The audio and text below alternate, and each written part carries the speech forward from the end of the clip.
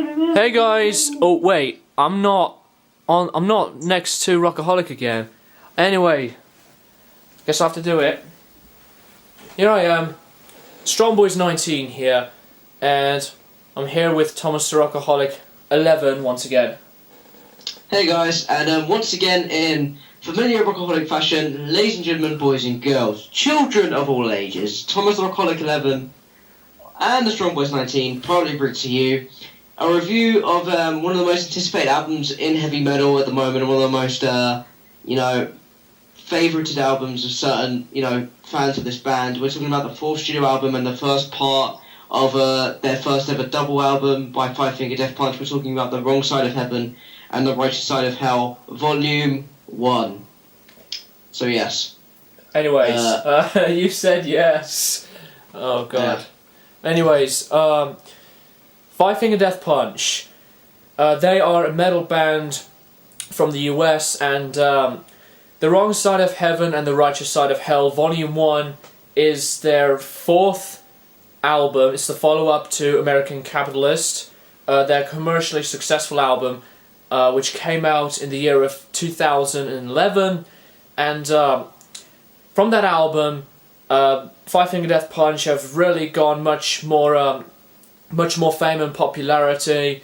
Like the first two albums, The Way of the Fist and War is the Answer, but War is the Answer is particularly the album that they are starting to get some popularity on, but when American Capitalist came out, their popularity have gone much more higher than before.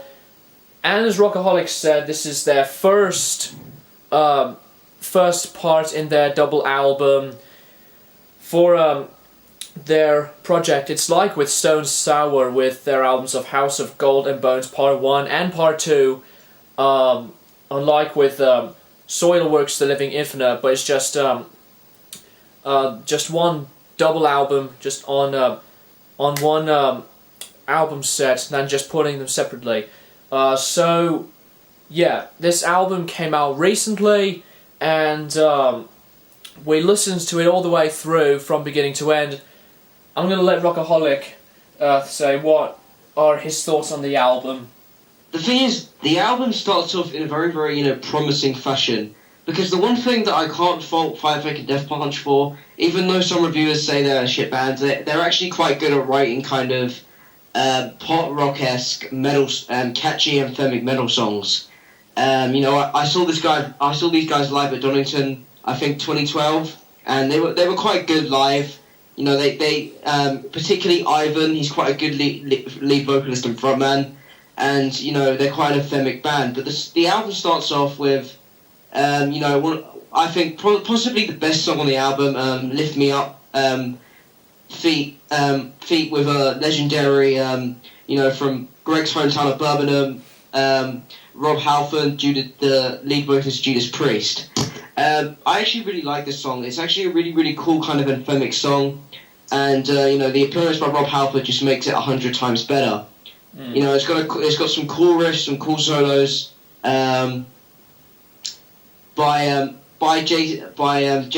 By Jason and Zoltan, who both kind of double each other off on the lead and the rhythm guitars to just make the song a really good song. And then we get to Watch You Bleed, which is another favourite of mine on this album, which I kind of like. Used to me as kind of a guilty pleasure, and then and The Wrong Side of Heaven seems to be a very kind of good kind of power ballady track.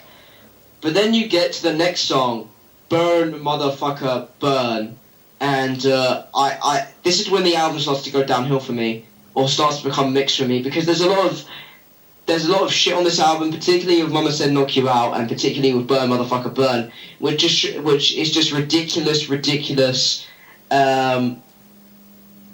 songs that are just there to fill space on a double album. It's just kind of generic and mediocre. And I used to like this band a lot, particularly I became a fan of theirs on War is the Answer and American Capitalist, because I thought they were generally, really, really good kind of mainstream metal albums. Mm-hmm. But at the same time, this album just kind of leaves a sour taste in my mouth, because the best thing about this album is the collaborations. With on track 12 with I Am Sin with Max Cavalera. Mama Sin Knock You Out is probably the worst song on here because I don't think it's really needed on this album.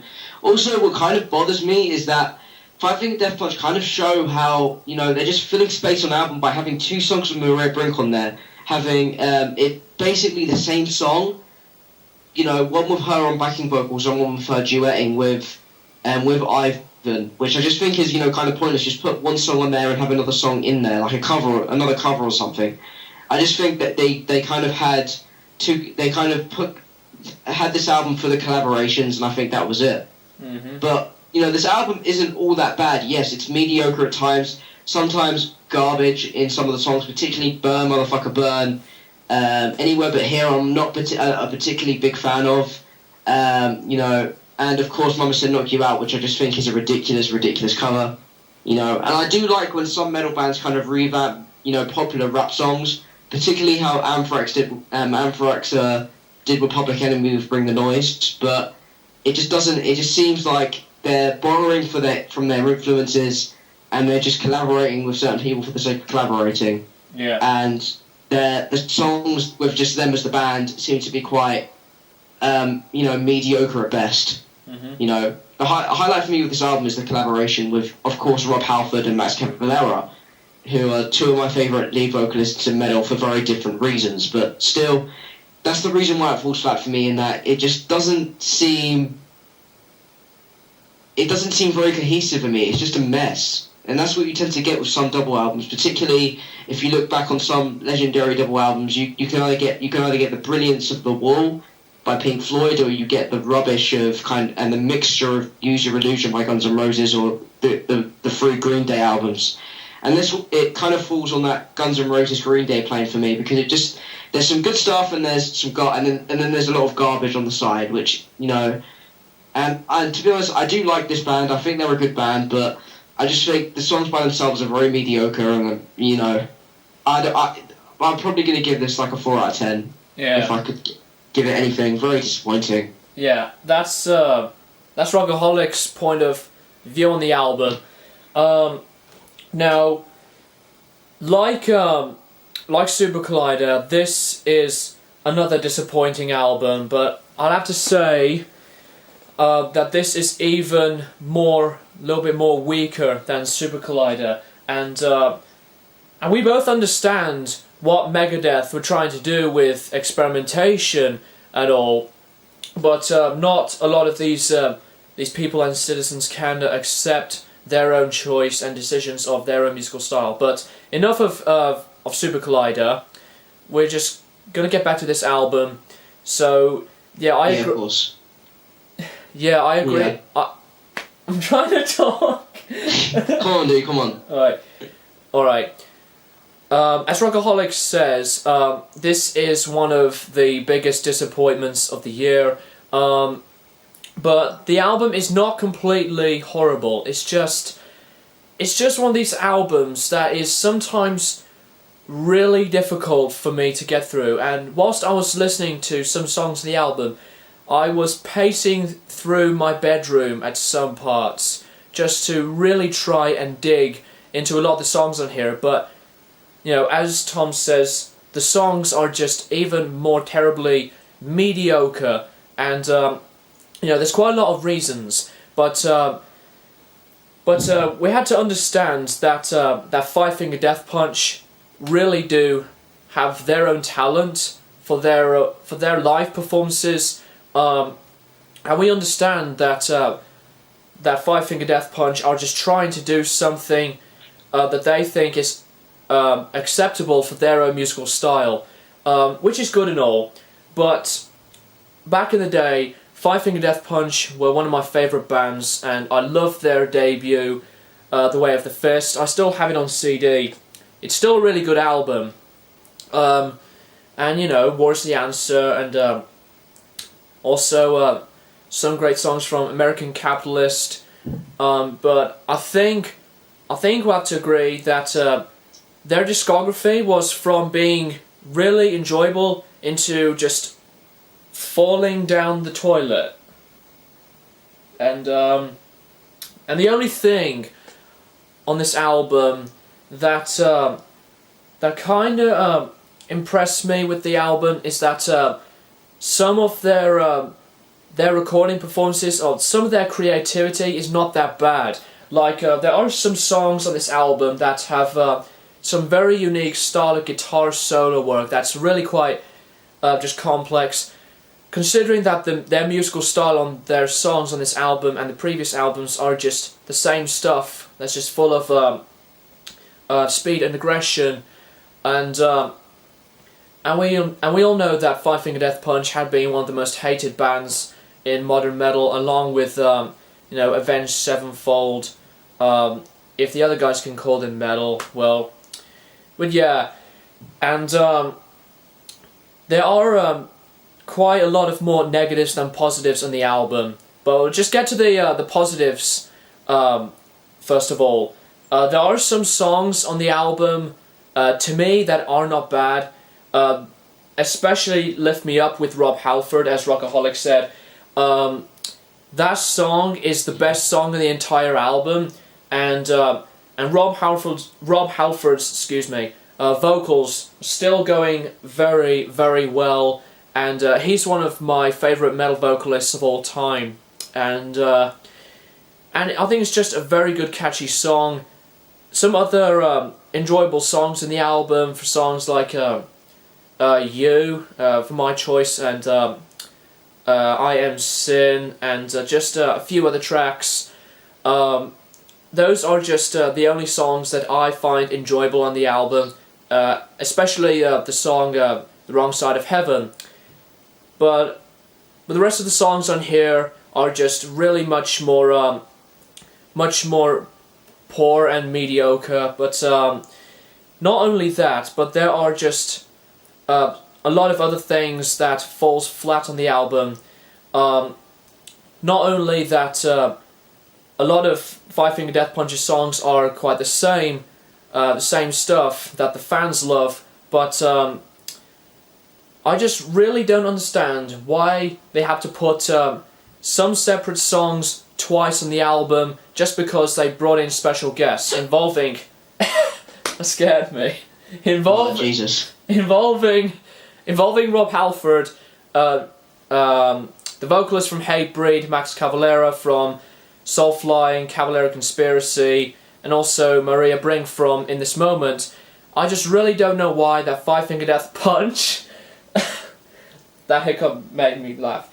I just don't know why that Five Finger Death Punch have to put some of their songs twice on the album. I think it's just pointless, because with or without the guest vocals on these songs, it doesn't really make much of a difference. Another thing for this album that really spoils it is the lyrical content.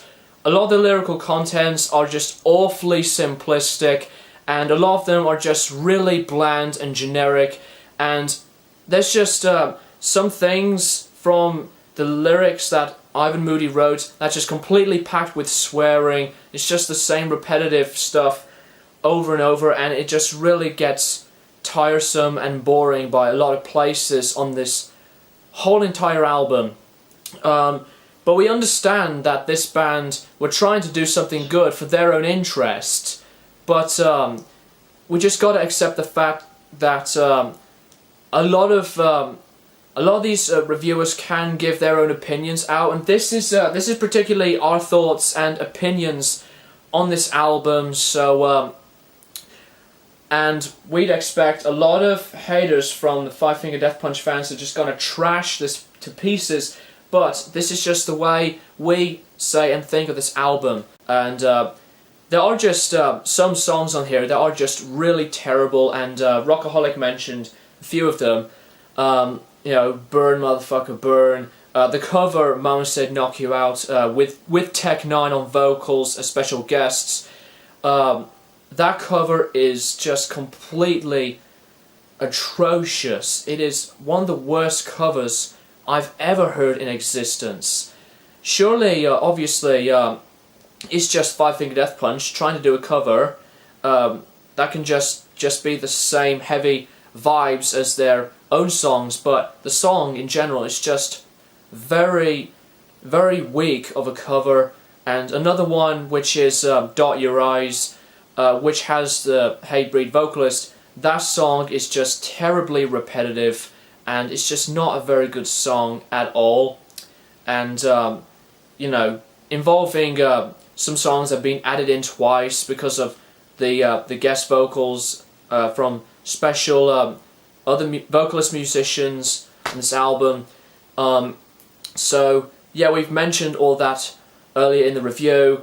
A few positives, but you know, this album really let me down, and Rockaholic wasn't really that pleased with this album. So yeah, another thing on this album is the production. The production may sound heavy to you guys since Five Finger Death Punch are a metal band. The guitar sound on the album is still really heavy, but it's still raw. But I really have to say that their previous efforts on the production have gone much more better, especially with The Way of the Fist, with their own even more gritty and harsh raw sound, not only from the guitar work but also on the drums, etc. So the production is not that bad on this album, and overall, this unfortunately is not going to be in my top 25 albums of the year, and also Rockaholic's top favorite albums list by the end of the year. So yeah, so the vocals from Ivan Moody on this album are still going very well, and obviously, as I've said, Five Finger Death Punch really do have the amount of talent that they took from not only from recording in the studio but also from live performances, and Ivan's vocals still really quite stand out very flawlessly on this album. Still the same really harsh, heavy sounding screams and growls, excuse me, on the vocals, and also some proper singing that's involved with the music. And also, the creativity on this album is still pretty much the same stuff as their previous albums. So, yeah, Five Finger Death Punch can be pretty much just the same thing on this album. So, yeah, there's just really much more disappointing sides than positives on the album, as we've said, on the lyrical content and the songs in general. That's just really all we've got to say on The Wrong Side of Heaven and The Righteous Side of Hell, Volume 1 by Five Finger Death Punch. And I know this review had been going long, involving some jump cuts, because I had to edit some parts out that we ended up laughing or just screwed up some of the lines, whatever. So after this, I think both of us aren't going to be expecting Volume 2 on their double album project. So yeah, this is the end of our review on the new Five Finger Death Punch album, The Wrong Side of Heaven and The Righteous Side of Hell. And as Rockaholic gave it a 4 out of 10, I would possibly give it a 4.5 out of 10. It wouldn't go any lower than this score from my choice and point of view on the album. So I hope you guys respect our opinions on this album, and we just have to accept that it's just our own thoughts, and we will respect your thoughts on the album. And I doubt that biggest fans of this band will be just attacking this whole review, but I'll just have to sort that whole thing out. So yeah, Strom was 19 with Thomas the Rockaholic 11, and thank you guys for watching, and as always, keep it metal.